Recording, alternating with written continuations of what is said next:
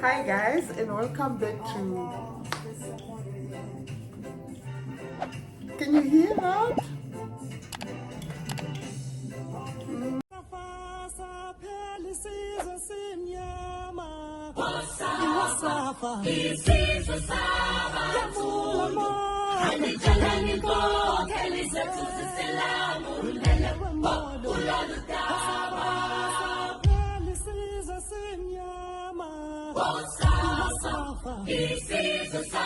When we say black is beautiful, we are not comparing that beauty with other races. We are not saying black is beautiful more than white, black is beautiful more than brown. We are just teaching mainly that black is beautiful.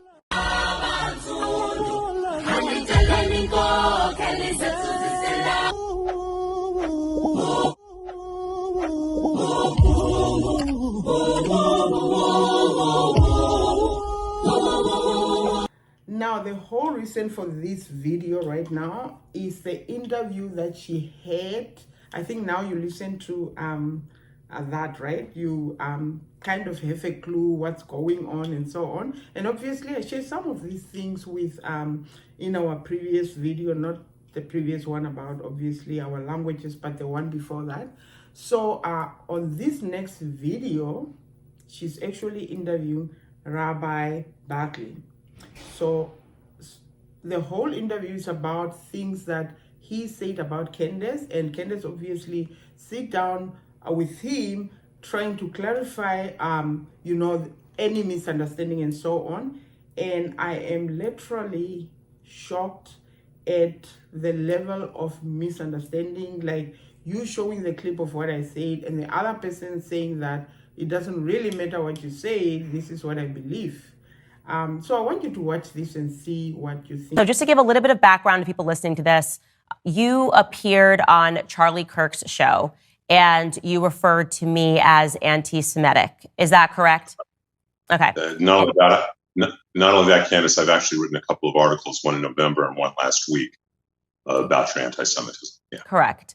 And referring to that article that you wrote last week, published on March 9th, the heading reads, "Let's be honest, Candace Owens is a Jew-hating bigot." So that's very punchy, very strong language. And I want to actually go through this article point by point so that you can defend your position and say why you wrote this. You view that the hate can't mutate. And what I'm trying to tell you is that we have 2,000 years of history that demonstrate the exact opposite. So, and I'm going to just push back just gently here. For me personally, if I thought that racism could just be an ever-shifting definition based on the experience of Black people, it would be a remarkable power, and I would be able to create something like BLM, which could say that everything was racist. So I am not going to be able to agree that definition should be able to transform according to what's happening during the day. Rabbi Shmuley, my audience has already seen him attacking me over the last 2 years. And I'm just going to ask you a basic question. Does a Black person or any person have a right to defend themselves? Absolutely. When they are, okay, because that is interesting, because Rabbi Shmuley and his daughter have attacked me and made videos of me for 2 years straight. I have responded once, and you're basically saying that I'm anti-Semitic for responding. So I want your perception of when it is that a Black person's allowed to respond. So, Candace, first of all, I know Shmuley peripherally. We've probably met a half a dozen times. Okay? He is an incredibly knowledgeable man. He formed L'Chaim Society. To call him an unholy rabbi, that is way out of line. You don't even know what a rabbi's supposed to do. So let me ask you a question. There's no Jews, by the way, do you view that as anti-Semitic for me to respond? So it's okay. So he can attack me for 2 years. Is he a racist, just to be clear? I don't know when he attacks you, so I can't comment. So what if I say that the definition of racism changes, and if you attack a Black person, you're a racist? Depends. Candace, you don't get to get away with that. It depends how it changes. No, I'm asking, because at the beginning of this discussion, you did say that you can't tell a Black person. It's been 2 years consistently of him and his daughter attacking me, saying that... I wasn't there. I'm asking all... Okay, but if you're saying that you weren't there, why would you put this into writing? Isn't it incumbent upon you to research what's happened before you start saying to me? Do you think maybe there are better words to call her than a hag daughter? I'm actually not going to edit my language for two people that have been attacking me for 2 years. And so what I'm going to say is that, and I want to be very strong on this, I am not going to be told whether you want to dress it up as anti-Semitism, you want to dress it up as that I cannot respond and defend myself. I'm certainly not going to be told that I need to be contained in how I respond after 2 years of consistent attacks from two individuals. So I want to just say on that point, you and I will never come to an agreement. I stand by everything that I said. And then we have Rabbi Barkley actually defending the other rabbi that Candace is obviously referring to. I'm going to post all of these videos there because I want you to get the information from those channels, because these channels is obviously just to kind of enlighten you about what's going on and so on. But so they have been going on like for 2 years, putting Candace down and all that. And when she defended herself, this rabbi that she was interviewing was like, no, you know what Candace said against the other rabbi was wrong, and her saying that he was unholy and so on was completely wrong and so on. But that's not even in the interesting part. The interesting part is when this rabbi literally want to force Candace to apologize. But not only that, he actually want Candace to say that what happened on October 7th was actually uniquely evil. Now, when you look at that, sorry guys, there's so much noise going on here. So what I wanted to say was that he was actually trying to let Candace admit that what happened on October 7th is actually uniquely evil. And I'm wondering about what that really implies. Like, when you say uniquely evil, what does that even mean, And I like how Candace put it back to him about genocide, and all of a sudden, he was saying that's not a word that he's familiar with and so on. And I wish Candace could have played him at his own game and say that unique was not a word that she was also familiar with or whatever.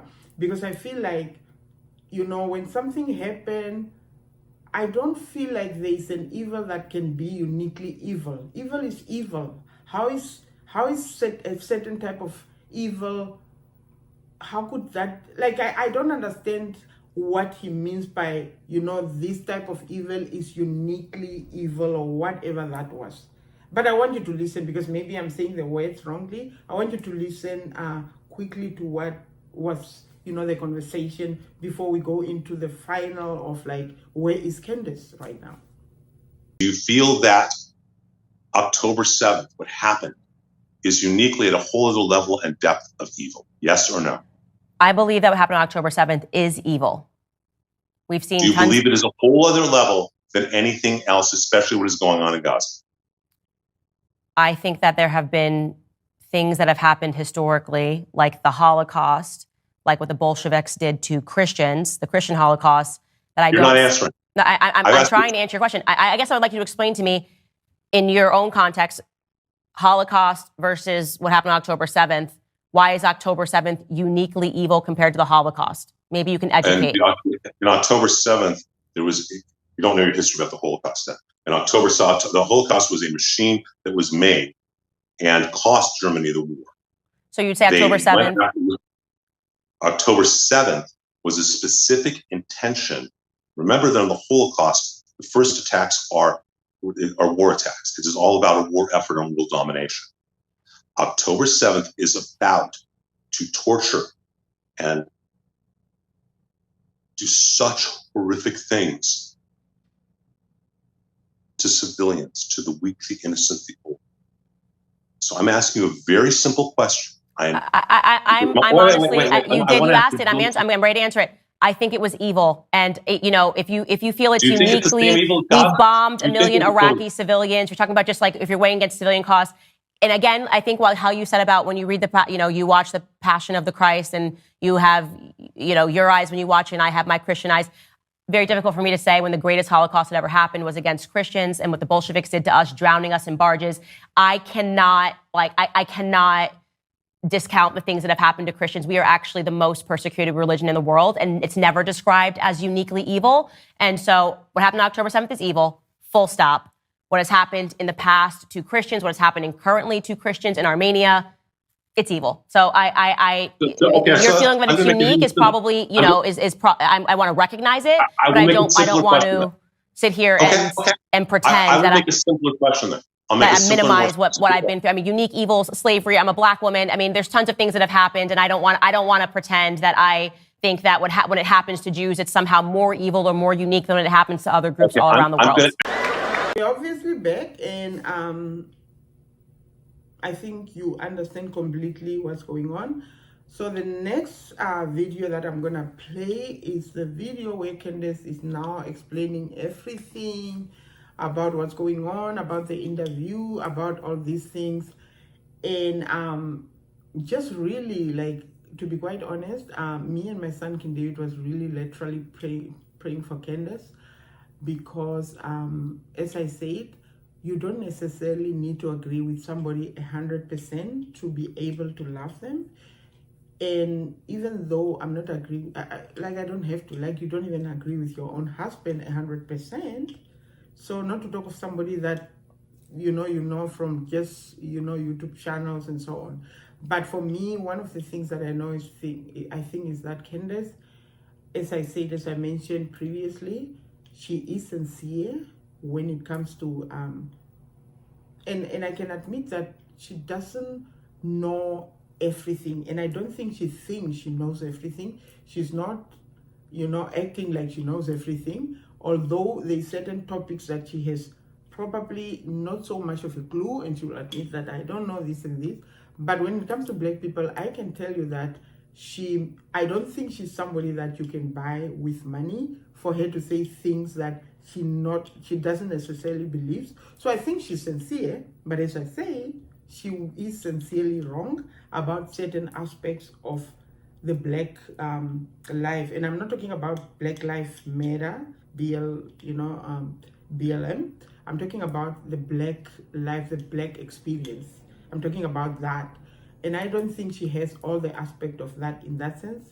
And I know, like, she's black and, but she is sincere. She thinks she's sincerely trying to do the right thing, but in the process, obviously, she takes things sometimes out of it and so on. Just like the example I used about, like, racist or black people being racist and reverse racism and all that rhetoric.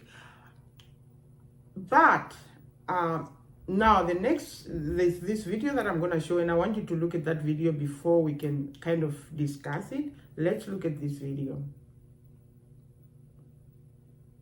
I have said nothing controversial because genuinely I was sad when a bunch of innocent Israelis were murdered and killed in horrific acts. And genuinely, I am sad when a bunch of innocent Palestinians, and yes, they do exist, Brian Mast, are now being made to endure bombing and all sorts of other horrific things that we are all seeing on Twitter. That is my crime. Everybody can see that. It's ridiculous to pretend that it's anything else, okay? There's no language that I have used. There's nothing insane that I have said other than I would like to treat all races the same. I refuse to be a supremacist. I refuse to condone supremacy. That is my crime. So I want to do here for all of you guys that are worried that something's going to happen to me is to just provide this full accounting of everything that I've ever done and everything that I've ever said that has been deemed controversial from this mafia, right? This mafia of journalists that will not let up and leave me alone. Because that's what it is. What is it? What else could it possibly be? You're acting like a mafia. You are threatening me. You are taking my words out of context. You are telling people to fire me on the basis that I just won't be radical, on the basis that I won't hate on command. It's not about love, it's about hate. You want me to hate on command. And I want to be clear that what these journalists are engaging in is evil. It is absolute evil to do this to any person. And I'm not going to be driven crazy by it. In fact, I'm going to be driven to more clarity by it. I'm going to grow stronger from this. I am going to be a person that is more encouraged to speak out on what is happening to me. I want the public to see what is happening to me because I think they know my heart and they know that what I'm actually doing is refusing hatred. So want to say this because it's so important. I am Team God. Okay? I'm Team God. I do not fear the media. I do not fear journalists. I do not fear AIPAC. I don't fear Big Pharma. What I actually fear is God. I think that one day we are all going to have to account for the things that we have done and the things that we have said. And I want to make sure that I am not a person that is parroting lies. The fear of losing your job, encouraging some people to spit out lies, I don't think that works in the end. Right? I think you got to check your priorities. And so with that said, I want to thank everybody who has been on this journey with me, people that have supported me. I especially want to thank all of the Jewish people that have been in the comments saying how outraged they are. And I know that it is especially difficult for you guys right now because you are being smeared, you know? I mean, I'm not going to go away. I'm going to use my God-given voice to talk about the things that are important for me. I'm just asking to be left alone, or at least just report the truth. Ladies and gentlemen, unfortunately, that is all the time that we have for today. But don't worry, because we will see you tomorrow for a brand. So you can clearly see that this is a woman who has been really, and I love how Candace can call the mafia, and she can call a snake without being apologetic. And I think when you watch this video, you can see that this is a young woman who is willing to actually even die for the cause, if I have to say that. She said she's not going to keep quiet. And I love how she said at the end that she is Team God. And that's why I know it's not so much that she mentioned that I know that she's sincere when it comes to the Black experience, but she is not very well aware of so much. It's because I know that she's the type, I think she's like Trump. And I know like every time when you mention Trump, I'm probably going to be in trouble. But Trump is the kind of president, even if you can buy all the American presidents to do something under the table, you can buy Trump. Trump is the only president right now that I know that you cannot convince with money. Now, I'm not saying that he doesn't have his own dealings. I don't know his private life, but I'm just saying politically when it comes to that, it's hard to convince Trump of something that he himself deeply doesn't believe in for you to convince him. And I think that's Candace. And I think I'm saying this because I see myself in these people, and I'm somebody that if you're going to give me $1 billion tomorrow, even if I'm broke, and today you come with a proposal that is against my morals and against what I stand and believe for, you can go to hell with your money. I am not the type of person that you can buy with money. Money doesn't influence me. Maybe because also my faith is very much in God. I'm Team God, like Candace said. I am Team God. Sorry about that. The alarm was ringing. I am Team God, and as such, I am not depending on, some forces being able to supply money for me, because I know God is in control of my life. So I am not apologetic, and that's why I'm saying that Candace and Trump are the kind of people that you will not come and say, take this money and do this. No. So having said that, I am wondering where is Candace. Candace was last, obviously, on Tuesday. She's always, like every single day, she loads a video. The last time she loaded the video, this video that you just saw was on Tuesday. And obviously, one of the things that I want to share before I finish this video is this. The media, as Julian Assange normally say, is problematic. Like, it's so, like, I think that it's hard for us not to notice that when Candace speaks against her own people, whether some of the things are right and some of the things are wrong, regardless, when she speaks about her own people, Daily Wire was obviously okay with all the things that she has been saying about Black people, right? They have not been coming out and say, oh no, can they say this and we don't want her to say that or whatever. Nothing against it. But as soon as she talked to this rabbi, and you know, all this talking about being not anti-Israel in that sense, because she is not. I have listened to her clips. She's just saying facts that you could say about, you know, another, you know, case or whatever. But just because that now came out, she was fired by the Daily Wire. So what I'm trying to say is that, yes, I don't believe that Candace is being used or being paid to actually talk about or against black people. I think what I feel is this: they found a person who were sincerely being able to talk about things that she was not happy about. And because one of those things that she was not happy about or she was speaking against was her own people, they found this person to be good for whatever they were, you know, taking out. But now realizing that this person can actually speak against anything else that is not right, now she was fired. And that should tell you a lot about the media and a lot about what the agenda is in this world. Having said that, we come to the end of this. And all I can ask is, where is Candace? Please pray for Candace Owens. I think this woman is really, right now, at this moment, one of the people that we need, regardless of our differences and so on. I think it's important.